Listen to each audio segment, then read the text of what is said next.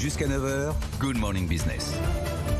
Et c'est Renaud Hamed, le président de Comexposium, qui est avec nous ce matin. Bonjour. Bonjour. Merci d'être en direct dans Good Morning Business. J'ai envie de vous poser la question, comment allez-vous en ce début du mois d'octobre? On a cette question de procédure de sauvegarde qui a pris fin la semaine dernière, vous devez respirer. Et puis, il y a le secteur qui reprend aussi un peu des couleurs.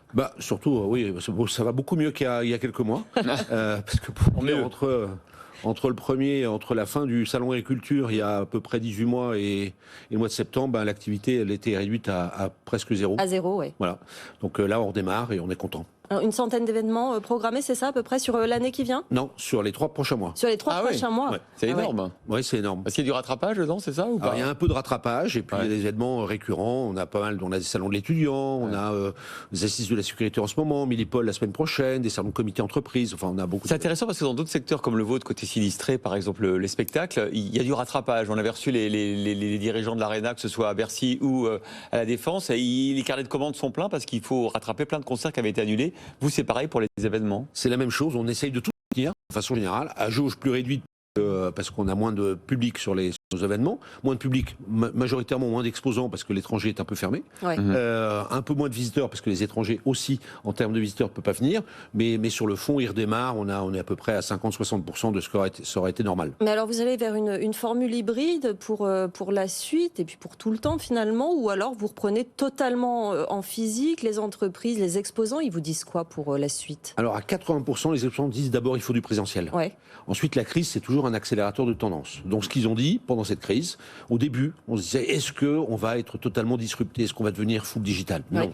Dans les faits, c'est pas ce qui s'est passé. Ils ont dit refaites du présentiel et maintenez une présence digitale pour animer la communauté entre deux bornes que sont les événements. Mais c'est pas de la méthode Coué, parce que vous avez vu le salon automobile de Genève qui était faute d'exposants, il y avait juste 30% d'exposants. Est-ce que vous n'avez pas peur quand même que ce que dit Sandra, qu'il y ait une tendance de fond et qu'on se dit que ces grands événements, ils coûtent souvent très cher, le retour sur investissement, je ne sais pas quel il est, ou est-ce que pas du tout, vous êtes très confiant? Moi, honnêtement, je suis très confiant, et le salon de l'automobile de Genève a été arrêté, pas pour la raison d'un manque d'exposants, c'est que globalement, ils n'ont rien à vendre.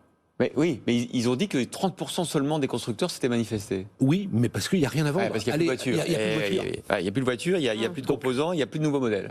Si vous faites un salon, c'est quand vous avez à vendre. Donc pas d'inquiétude, c'est juste un épiphénomène. Totalement. Bon. Et là, pendant les derniers 18 mois, vous avez dû licencier? Alors, on a licencié une partie de nos effectifs. Vous allez revenir en arrière? Vous allez réembaucher? On a recruté depuis 1 mois et demi, 2 mois, on a recruté 45 personnes en France. Et on continue à recruter, on a plein de postes ouverts. Vous dites que l'activité va reprendre avec la réouverture des frontières. C'est vrai qu'elles rouvrent les unes après les autres. Les États-Unis, là, bientôt en novembre. Mais il y a aussi la reprise du voyage d'affaires. Et ça, c'est quand même particulièrement lié. C'est plus long. Alors, d'abord, oui et non, je dirais. En Europe, non. Ça va reprendre. Ensuite, sur le grand voyage, d'accord. Donc, on prendra moins, en tout cas pendant quelques années, l'avion comme un taxi pour faire Paris-Shanghai ou Paris-Los Angeles. Ça, c'est clair. Mais donc, ça veut dire que nos événements vont plus se continentaliser plutôt que d'être des grands événements mondiaux.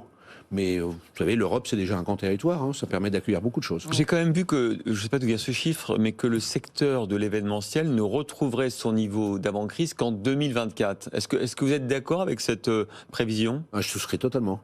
Donc du coup, ça veut bien dire qu'il y a encore, ce que dit Sandra, il y a un peu encore un retard à l'allumage dans plein de domaines, le tourisme d'affaires, les grands événements. Oui, c'est essentiellement lié au grand export. Ah, c'est ça. C'est essentiellement lié au grand export. C'est-à-dire qu'il y aura moins de Chinois, il y aura moins d'Américains ou de Sud-Est asiatiques sur les événements en Europe. Et ça, on va prendre quelques années pour le faire. Et du coup, vos événements, ils seront moins rentables. Comment vous allez faire pour ajuster les coûts au volume d'affaires et d'activités, de visiteurs? On ajustera, on a réussi à le faire. On est une structure où on peut ajuster assez facilement. Donc on ajustera notre structure de coûts. Mais des résultats du coup quand même plus faibles encore pendant 1 ou 2 ans. Des résultats plus faibles. On retrouvera notre rentabilité dans 3 ans. Une année comme 2022, il y aura combien d'événements d'organisés? Chez nous, on en aura tout compris. On va en avoir on en a 160 prévus.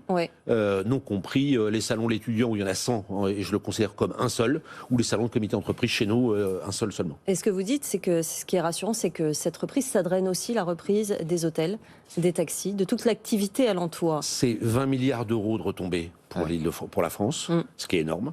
Et poser la question à les hôteliers en tant que tels disent, dans les métropoles, dès que vous redémarrerez, nous on réouvrira.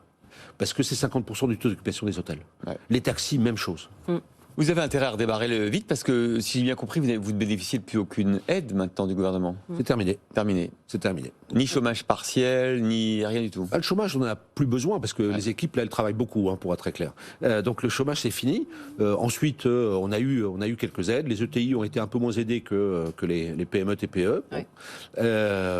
Mais surtout, nous, on a le plan de relance qui nous importe. C'est-à-dire pour accélérer le redémarrage, pour accélérer l'allumage du business. On est en discussion avec l'État et on est une des 3 filières d'ailleurs concernées pour aller vers un plan de relance pour aller plus vite. Merci beaucoup. Vous êtes par ailleurs, je rappelle, le patron du syndicat de la profession, l'Unimev, Renaud Hamed. Merci pour Comexposium d'avoir été avec nous ce matin.